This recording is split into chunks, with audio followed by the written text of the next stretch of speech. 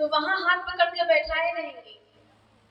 एक प्लेट नाश्ता नहीं, 2 प्लेट नाश्ता मिलेगा। और यहाँ क्यों भाग रहे हैं बच्चे इधर उधर? यहाँ पकड़ के नहीं बैठा सकते हैं।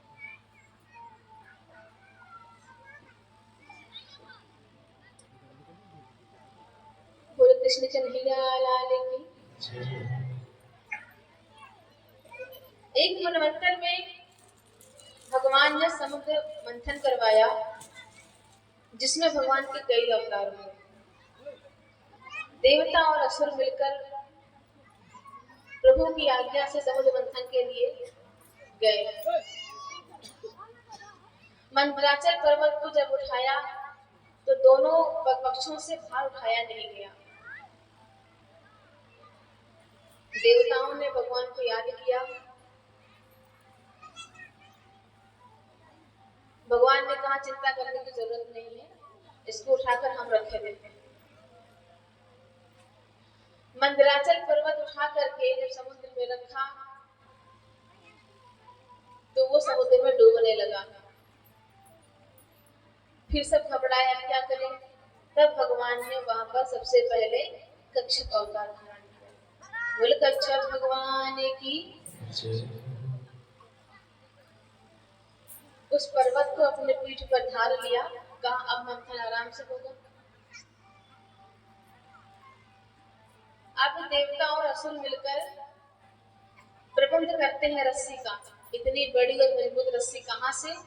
तो गए वासुकीनाथ के पास, उनके पास भी निवेदन किया। वासुकीनाथ ने कहा जब तक हमारा हिस्सा अमृत में नहीं होगा हम रस्सी काहे के लिए बनेंगे, हमारा भी हिस्सा बने। सबने हामी भर दी, ठीक है आपका भी हिस्सा उसमें जरूर होगा। वासुकीनाथ को लपेट दिया गया मंदर पर्वत में। अब जैसे ही घर्षण करना प्रारंभ किया तो इतना जहरीला वासुकीनाथ, विष नहीं बल्कि आग निकल रही थी। भगवान समझ गए असुरों के अहंकार को। उन्होंने जानबूझकर कहा देवताओं देखो तुम ऊंचे खानदान के हो, अच्छे परिवार के हो, तुमको तो मुख की ओर लगना चाहिए, और इन दानवों का क्या है, इन लोगों को पूछ की तरफ लग रहे हो। असुरों का अहंकार सामने आया। क्या कहते हो भाई, हम नीचे खानदान के हैं क्या? हम भी ऊंचे खानदान के हैं। अब मंथन हो चाहे ना हो हम तो मुख की ओर लगेंगे। भगवान भी यही चाहते थे। ठीक है भाई, हम ही झुक जाते हैं, तुम्हें लोग बड़े बने रहो, आप ही लोग जाके मुख की ओर लग जाओ। सभी देवता खुश होकर के उसकी तरफ आ गए। अब मंथन प्रारंभ हुआ। सबसे पहले समुद्र मंथन में निकला कालकूट विष, जहर। इतना तेज प्रभाव था उसका कि पूरे संसार में उसका प्रभाव फैलने लगा। जीव जंतु सब मरने लगे, सब घबराने लगे। देवता भी घबराए।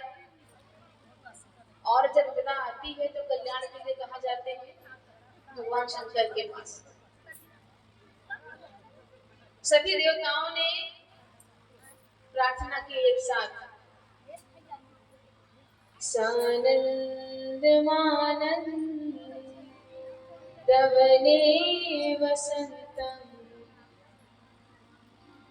आनंद कंदम हत पाप वृंदम।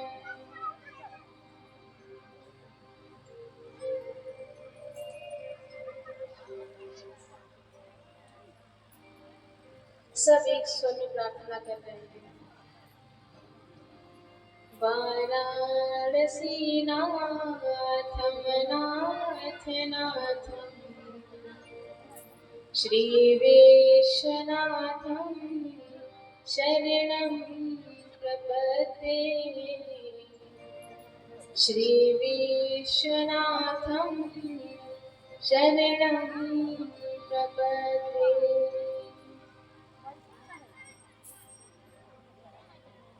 भगवान शंकर ने कहा क्या बात है, बताया ये विष है जो पूरे संसार को मारे डाल रहा है, सब जीव जंतु तहस नहस हो रहे हैं, अब आप ही का आसरा है। श्री विश्वनाथम शरणम प्रपद्ये, हम सब आपकी शरण में, हमारी रक्षा करें। भगवान शंकर ने प्याला बनाकर विष का पान करना शुरू किया। अच्छा, उन्होंने विष का पान क्यों किया? संसार का कल्याण करने के लिए। हालांकि लोगों ने उनको भांग से, धतूरे से जोड़ दिया। कहीं कहीं तस्वीरों में वो, अरे धुआं निकलता है, क्या कहते उसको, गांजा, हुक्का, बताओ क्या क्या करके जोड़ देते हैं, नशेड़ी बना दिए। जो दिन रात भगवान राम के ध्यान में लीन रहते हैं। एक भक्त की कहानी है कि वो राम नाम की महिमा पूछने गया था कि सबसे ज्यादा राम भक्ति में कोई लीन रहता है तो भगवान शंकर रहते हैं। उस भक्त को जवाब देते हैं शिव जी की, देखो मैंने आज तक फायदे के बारे में सोचा ही नहीं, मैं तो बस भगवान राम का अपने आनंद के लिए नाम लेता हूँ, मैंने फायदा नुकसान कभी सोचा ही नहीं। ऐसे परम योगी को नशेड़ी बना के रख दिया है हमने अपने फायदे के लिए। उनको चढ़ाएंगे, भला होगा हमारा, हम भी उसी बहाने खा लेंगे। वो उनका स्थान ही ऐसी जगह था कि उनको पत्ते फूल खाने पड़ते थे। हम भी कैलाश पे रहते हैं क्या? हम भी जंगल में रहते हैं क्या?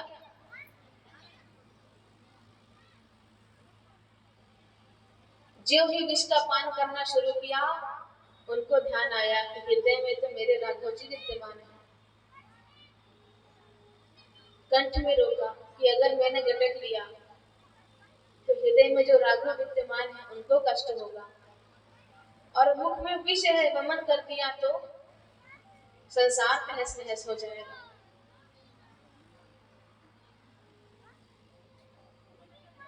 इसीलिए भगवान राम के नाम के सहारे अपने कंठ में ही मुंह खोल के रा बोला और विष ले लिया, और माँ खोल के मुंह बंद किया, कंठ में रोक लिया। गले में विष रोकने की वजह से उनका कंठ नीला पड़ गया, जिससे उनका नाम एक नीलकंठ भी पड़ गया। बोल नीलकंठ भगवान की। भगवान को भोग, भगवान के प्रसाद भी अपने स्वाद अनुसार लगाते हैं।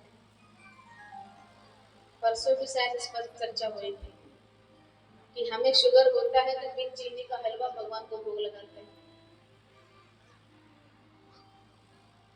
पुनः मंथन हुआ तो कामधेनु गाय निकली, जो ऋषियों को दान करती गई। चंद्रमा प्रकट हुआ तो भगवान शंकर के माथे पर विराजमान हुआ।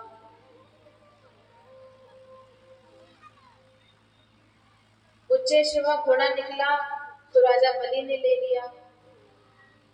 कौस्तुभ मणि निकला, भगवान नारायण ने धारण किया। जो भी अप्सराएं निकली वो स्वर्ग में भेज दी गई, और उसके बाद मंथन करने पर माँ लक्ष्मी का प्रादुर्भाव हुआ। उनका सौंदर्य, उनका रूप, मनोहर रूप देख करके देवता और दानव दोनों मंत्रमुग्ध हो गए। भगवान नारायण ने कहा कि मंत्रमुग्ध होने की आवश्यकता नहीं है, इनके हाथ में वरमाला है, ये स्वयं चयन करेंगे, सभी लाइन में बैठ जाओ। स्वयं चयन करेंगी, जो इन्हें पसंद आएगा वो उसके गले में माला डालेंगे। सबके सामने से गुजरी, बारी बारी से, ऋषियों के सामने से, जितने भी देवता थे, दानव की तरफ तो गई ही नहीं। सब में कोई ना कोई कमी दिखी, सब टुकुर देखे जा रहे हैं उनको। लेकिन अंततः जब भगवान नारायण के पास पहुंची तो विचार किया कि हर कोई मुझे पाने का प्रयास कर रहा है,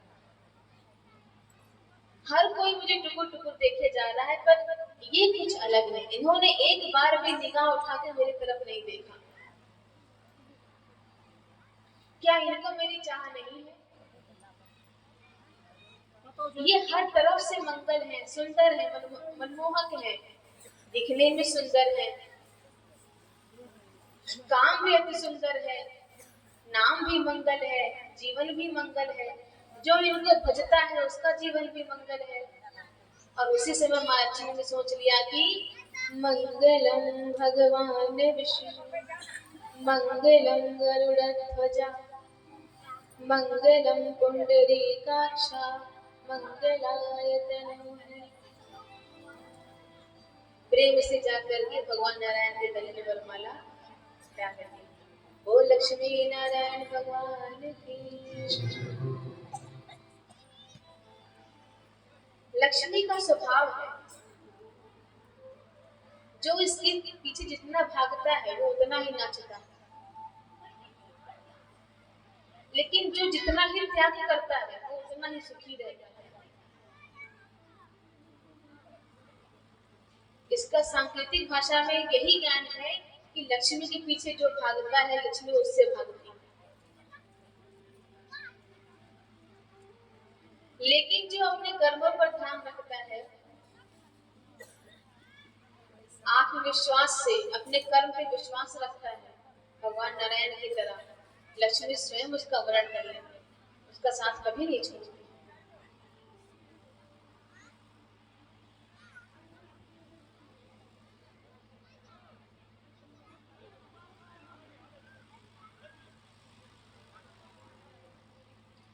उसके बाद जब मंथन प्रारंभ हुआ तो भगवान धन्वंतरी रूप में अमृत का कलश लेकर प्रकट हुए, जिसका सबको इंतजार था।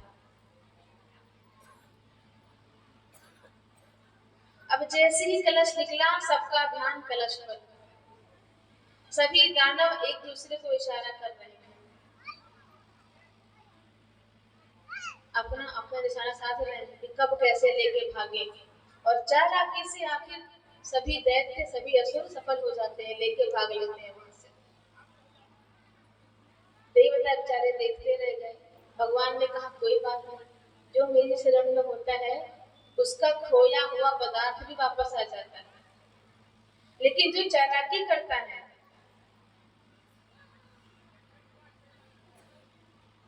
उसका बचा हुआ धन भी, चुराया हुआ धन भी कैसे गायब हो जाता है गलत तरीके से, ये उसे खुद पता नहीं चलता।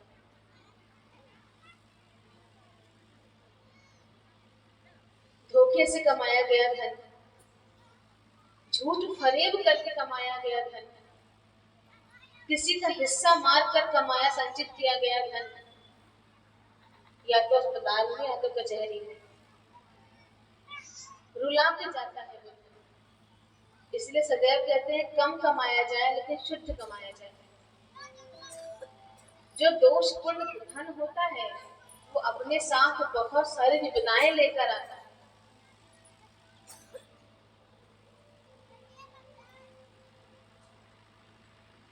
अवसर का लाभ उठाते हुए भगवान ने तुरंत परम सुंदरी मोहिनी का अवतार किया।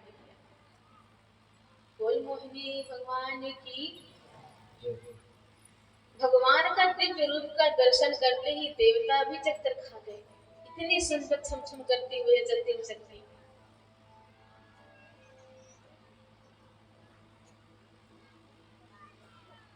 छमछम करती हुई जहां दानव सारे खुशी मना रहे थे कलश लेकर, वहां पहुंच गई थी। सभी दानव भी मंत्र मुक्त हो गए। ए सुंदरी कहाँ से आ रही हो, कहाँ जा रही हो, विवाह नहीं हुआ है, अकेले घूम रही हो। एक के बाद एक प्रश्न की घड़ी लगा दी। मोहिनी भगवान कहते हैं तुम क्या मेरे मोहल्ले वाले लगते हो, हम तुम्हारे घर के सवाल पूछ रहे हो इतना।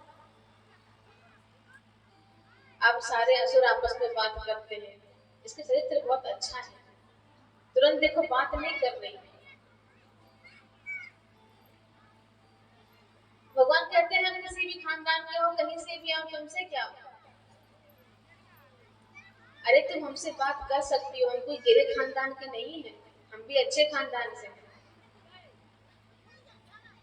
हम लोगों ने समुद्र मंथन किया है तो वहां से अमृत निकला है, उसी के बारे में हम झगड़ा कर रहे हैं। कोई कह रहा है मैं बड़ा हूँ पहले मैं पीऊंगा, कोई कह रहा है नहीं मैं बड़ा हूँ मैंने बहुत मेहनत की है, मैं तो आगे ही खड़ा था, पहले मैं पीऊंगा। कोई कह रहा है इतना हिस्सा मेरा होगा, दूसरा कह रहा है मेरा इतना हिस्सा होगा। लेकिन आप बड़े अच्छे अवसर पे आई हैं, बड़े अच्छे खानदान की मालूम पड़ती हैं, चरित्र भी अच्छा है, दिखने में भी सुंदर है, हम चाहते हैं अमृत का बंटवारा तो आप ही करें। भगवान ने पहले थोड़ा त्याग दिखाया, हालांकि चाहते वही चीज थे जो करने आए थे। मैंने बड़ा नाम सुना है कश्यप ऋषि का, तुम लोग उन्हीं के खानदान के हो? बोले हाँ। मैंने तुम्हारे जैसे मूर्खों को कभी पहले नहीं देखा। दानव कहते हैं कैसी बातें करती हो, हम तुम्हें मूर्ख दिखाई पड़ते हैं। भगवान ने कहा मूर्ख नहीं हो तो क्या हो, ना तुमने मुझे जाना ना पहचाना, न मेरा आता पता है, और पराई स्त्री पर ऐसे विश्वास कर रहे हो। अब दानवों के हृदय में तो श्रद्धा और बढ़ गई कि इसको देखो लालच भी नहीं है अमृत का, हम तो पूरा का पूरा कलश दिए दे रहे हैं फिर भी ये नहीं ले रही है। अब तो हम सब एक साथ बैठेंगे, कलश से अमृत तो आप ही देंगे। भगवान ने कहा चलो ठीक है, तुम लोग इतना कह रहे हो तो हम ये बांट देते हैं। जैसे ही सब पंक्ति बंद बैठ गए, भगवान परोसने ही वाले थे कि देवता वहां भागते भागते पहुंचे। मोरी भगवान ने पूछा अच्छा ये कौन है? बोले हमने जो मंथन किया है और उसमें इन्होंने भी सहयोग किया है। भगवान ने कहा तुम लोग बड़े नीच हो, इन लोगों ने तुम्हारी इतनी मेहनत की है, इतनी सहायता करी है, और तुम लोग कहते हो ऊंचे खानदान के हो, अच्छे घर से हो, अमृत का पान अकेले करना चाहते हो, ऐसे लोगों के बीच में तो मुझे खड़े भी नहीं रहना है। उन्होंने कहा नहीं नहीं नहीं, हम मिल बांट कर पिएंगे। एक तरफ देवता बैठ गए, एक तरफ दानव बैठ गए। भगवान ने कहा हमें इस कलश में दिखाई दे रहा है कि जो गाढ़ा गाढ़ा अमृत है वो नीचे है, ऊपर तो सिर्फ पानी ही पानी है। क्यों ना ये हल्का फुल्का अमृत जो ऊपर है वह देवताओं को पिला दिया जाए। दानव ने कहा हाँ ठीक है, लोभ तो इसको है नहीं, हाँ माते आप जो कहेंगी वही होगा। भगवान ने चालाकी से पूरे अमृत का पान देवताओं को करा दिया। एक दानव था जो धोखे से आकर के देवताओं की पंगत में बैठ गया, उसको शक हो गया था कि कुछ तो गड़बड़ हो रही है। जिस तरह ये देवी बांटती जा रही है अमृत, हमें नहीं लगता कि कुछ हमारे लिए बचने वाला है।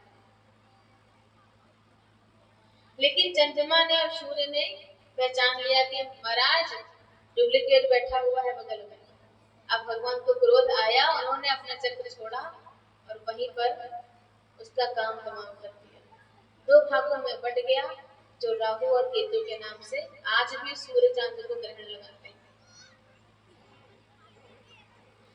अब जैसे ही पूरे अमृत का बंटवारा कर दिया, छमछम करते हुए मोहिनी भगवान भी गायब और सारे देवता भी वहां पर उठ खड़े हुए। अब दानव पूछते हैं वो कलश कहाँ गया? दूसरा कहता है अरे वो मोहिनी कहाँ गई? मुझे लगता है वो धोखेबाज थी।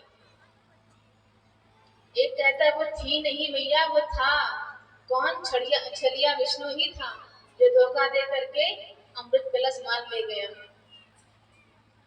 अब देवासुर संग्राम छिड़ गया, लेकिन देवताओं ने अमृत का पान कर लिया था तो उन्हें तो कोई नुकसान नहीं हुआ।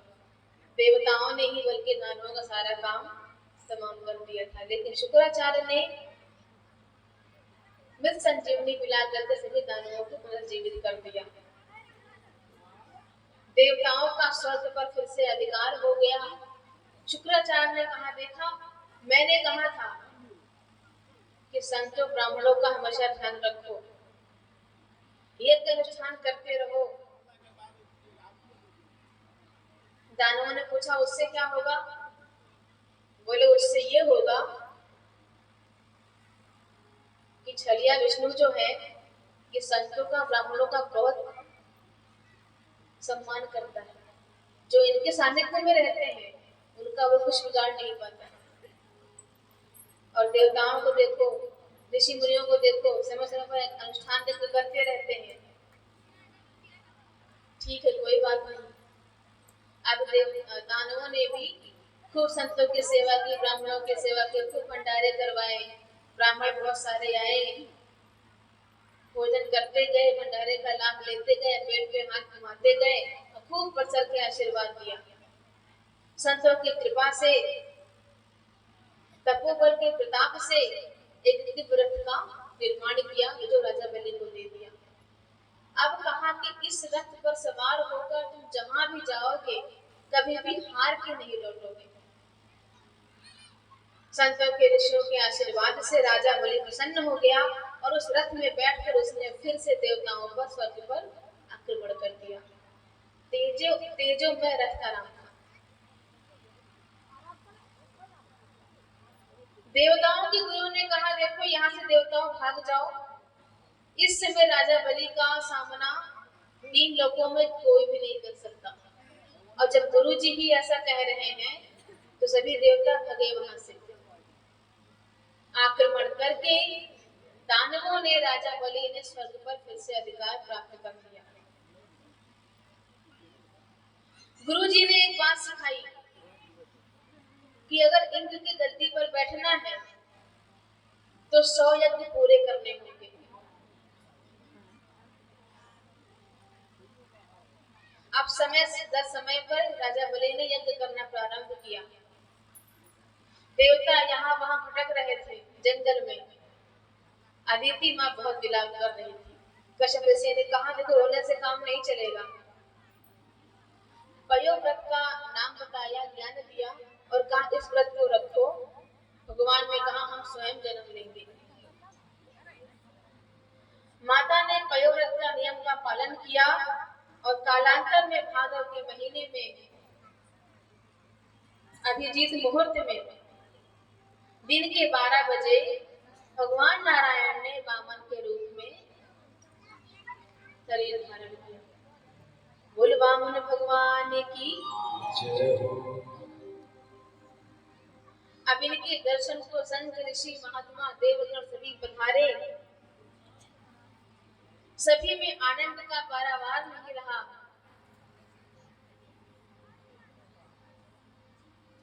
जब इनके सन्यास की दीक्षा हुई, यज्ञ बलि संस्कार हुआ तो स्वयं विधाता ब्रह्मा जी ने प्रकट होकर कमंडल का दान किया।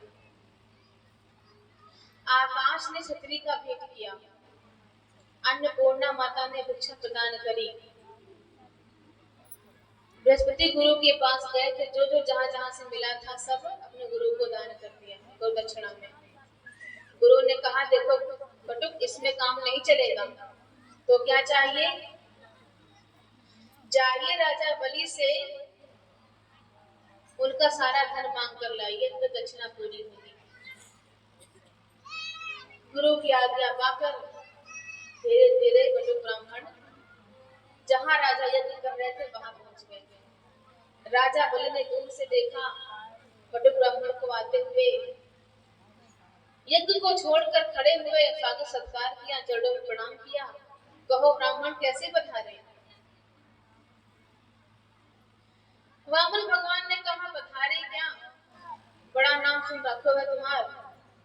हमने सुना है कि बहुत बड़े राजा हो, बहुत बड़े दानी हो, बहुत तपस्वी हो, बहुत अनुष्ठान करते हो, बहुत धार्मिक हो। इतना नाम सुना तो जब मिलाए दर्शन कर ले ऐसे राजा का। बलि ने कहा माफ करना महाराज, ब्राह्मण का बेटा बिना किसी काम के कहीं नहीं जाता। कोई तो काम लेकर के आए हो मन में, बताओ क्या चाहिए?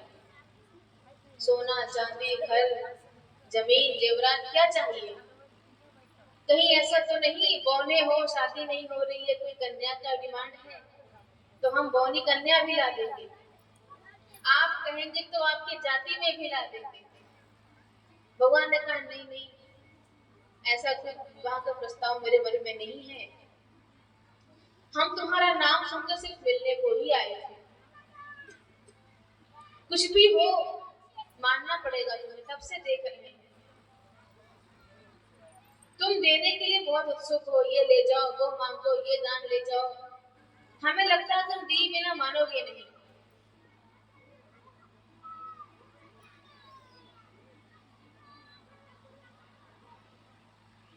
राजा ने कहा हाँ, संकोच बिल्कुल मत करिए, आप जो कहेंगे हम दे देंगे। आप मुख तो खोलिए एक बार। भगवान ने कहा मुझे 3 पग भूमि चाहिए। बलि ठहाके मार के हंसने लगते हैं। इतने संकोच के बाद मुख खोला भी तो 3 पग भूमि।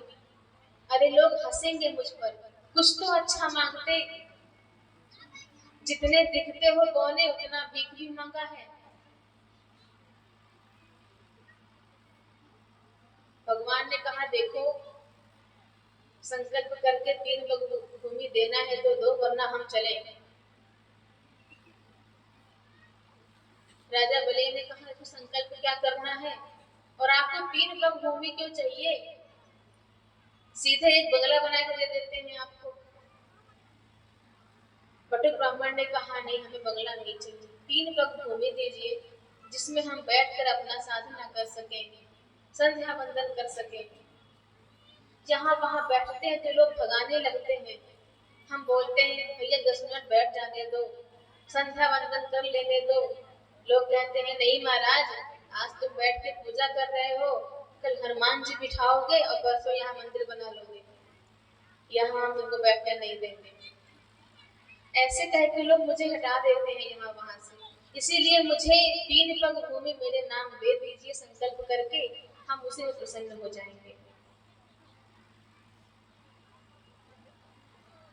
राजा बलि के गुरु शुक्राचार्य, उन्होंने देखा कि ये ब्राह्मण कुछ निराला ही नजर आ रहा है। 3 पग भूमि मांगने आया है इतने बड़े राजा से। इतना संतोषी ब्राह्मण तो हमने पहली बार देखा। कुछ तो गड़बड़ है।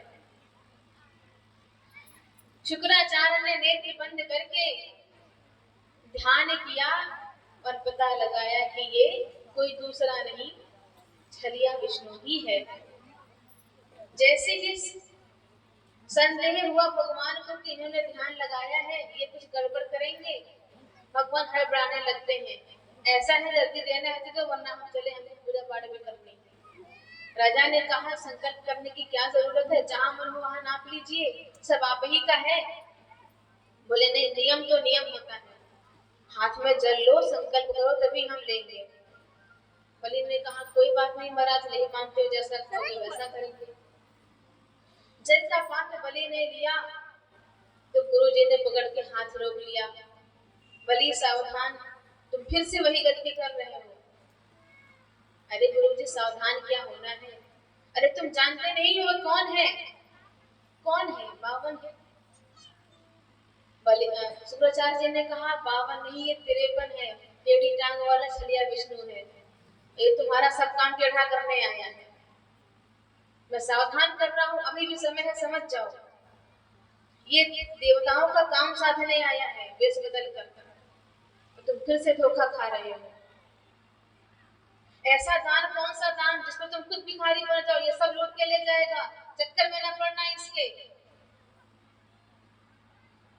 ऐसा दान कभी क्या मतलब है जब हम खुद ही भिखारी हो जाएंगे। 5 तरह के बंटवारे किए हैं शास्त्र ने। जितना हमारा आय है उसका 5 भाग होना चाहिए। सबसे पहले का हिस्सा हो धर्माय, जितना हो सके अपने धन का सदुपयोग करना चाहिए, धर्म में लगाना चाहिए। धर्म मतलब सिर्फ कथा ही ना कराते रहो, आस पड़ोस में जो भी दीन दुखी दशा में हो, जितना सामर्थ्य हो, जितना हमसे बन सके, सहायता करनी चाहिए। दूसरा है अर्थाय, पैसे से ही पैसा आता है, इसीलिए बैंक बैलेंस बना के चलो। तीसरा है कामाय, अपने जरूरत भी ठीक से पूरा करो। बहुत लोग होते हैं कमाते करोड़ों का है लेकिन तौलिया फटा का फटा रहता है।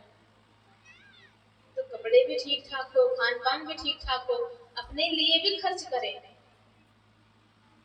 और चौथा हिस्सा हो यश और कीर्ति, समाज में कहीं प्याऊ लगवा दिया, समय समय पर वृद्धाश्रम या अनाथ आश्रम जिनका अपना परिवार नहीं होता, जितना हो सके हम उन्हें खुशी दे सकें। और पांचवा है स्वजनाय च, अपने सगे संबंधी जब आप संपन्न होते हैं तो आपके जो रिश्तेदार होते हैं, जानने वाले होते हैं, मोहल्ले वाले होते हैं, पटीदार होते हैं, इनका आपसे उम्मीदें आपसे बढ़ जाती हैं।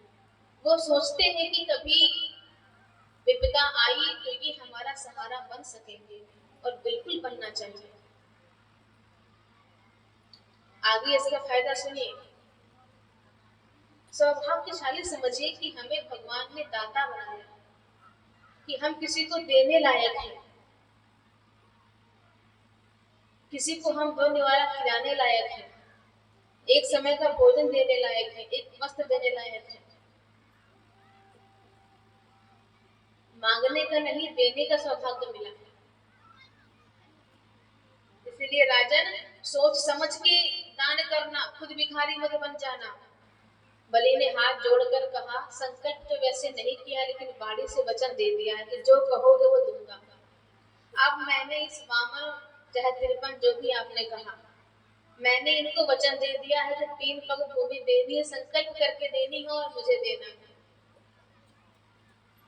अब हम नहीं रुकने वाले, मेरे खानदान का नाम खराब हो जाएगा, वचन देकर मुकर जाऊंगा तो। अब तो मेरा सर्वस्व चला जाए तो भी मुझे मंजूर है। और यदि आपकी बात सही है कि ये भगवान विष्णु है, तो मुझ बलि का कितना बड़ा सौभाग्य है कि संसार का दाता मेरे आगे हाथ फंसा जाए। संसार का पालन करने वाला मेरे आगे हाथ पसारेगा। आज दाता का हाथ नीचे और मेरा हाथ ऊपर होगा। इसीलिए अब मैं रुकने वाला नहीं। शुक्राचार्य, उनको बड़ा क्रोध आया, तुम बड़े पंडित बनते हो, जाओ मैं तुम्हें श्राप देता हूँ कि तुम श्रीहीन हो जाओ। श्राप दे करके वहां से जाने लगते हैं। वामन भगवान कहते हैं लेना ना देना, अगर देना है तो दो, लड़ाई ना करो मेरी वजह से, हमें पूजा पाठ करने में देर हो रही है। राजा ने कहा नहीं नहीं भगवान रुकिए। जल पात्र हाथ में लिया और जैसे ही कलश से पानी लेने लगे, जल लेने लगे हाथ में, जो लोटे का छिद्र था, शुक्राचार्य जी उसमें जाकर के बैठ गए। समझने कि रुकने वाला है नहीं, और जितना इसने पाया है सब खो देगा। अब जल निकालने का प्रयास कर रहे हैं, जल निकल नहीं रहा है। राजा बलि कहते हैं लगता है बर्तन पुराना हो गया है, जंग लग गई है। भगवान ने कहा हम ठीक किए देते हैं, कर लो। एक पैनी कुसा निकाली, फेंक करके मारा, त्यों ही शुक्राचार्य की एक आंख राम नाम सत्य हो गया। अब राम नाम तो सत्य है लेकिन उनकी आंख असत्य हो गई।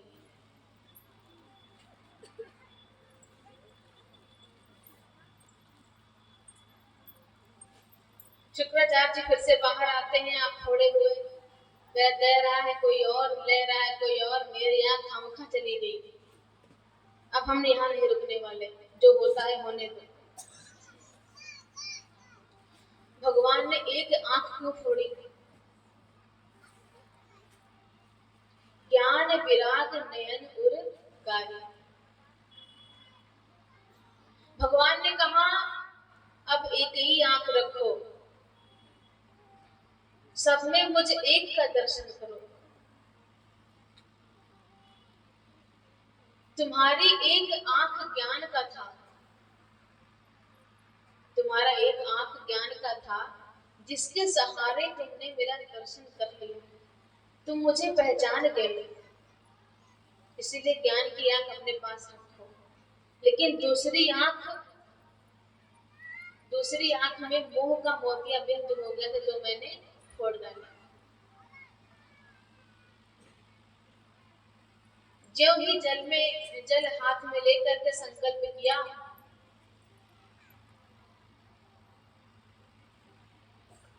तो पहले पग में भगवान ने पूरा एक लोक नाप लिया, पाताल लोक।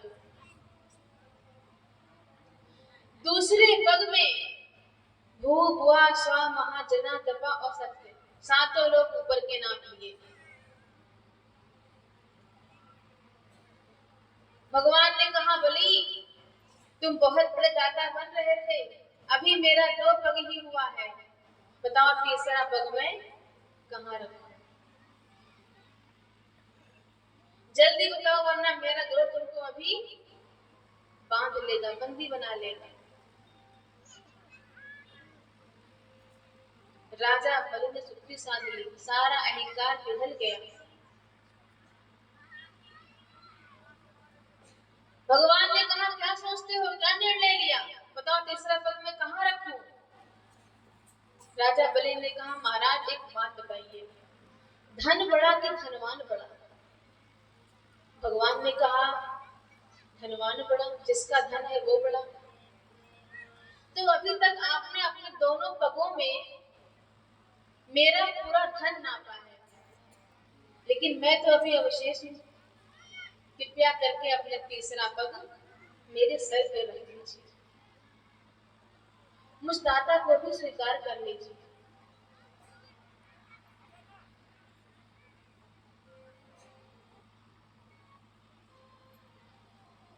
वामन भगवान बहुत प्रसन्न होते हैं, मैंने तुम्हारा सर्वस्व छीन लिया, बीच बीच में गुमराह करने का प्रयास किया, तुम्हें डांट भी लगाई, लेकिन आज तुम्हारा समर्पण देख करके ये कहने की इच्छा हो रही है कि बताओ तुम्हें वरदान में क्या चाहिए? राजा बलि ने कहा, प्रभु जिस तरह आपने मुझे आज दर्शन दिए हैं, मैं चाहता हूं कि आपकी बाकी झांकी का दर्शन मैं सदैव करता रहूं। आंख खुले तो दर्शन तुम्हारा हो, आंख बंद हो तो दर्शन तुम्हारा हो, कान में कोई शब्द पड़े तो नाम तुम्हारा हो, मुख अगर खोलूं तो नाम तुम्हारा हो, गुणगान तुम्हारा हो। सिय पिय प्यारे की सुरतिया, मन को लुभाई जाए रे, ओ मोहन प्यारे की सुरतिया, मन को लुभाई जाए रे। सिय पिय प्यारे की सुरतिया, मन को लुभाई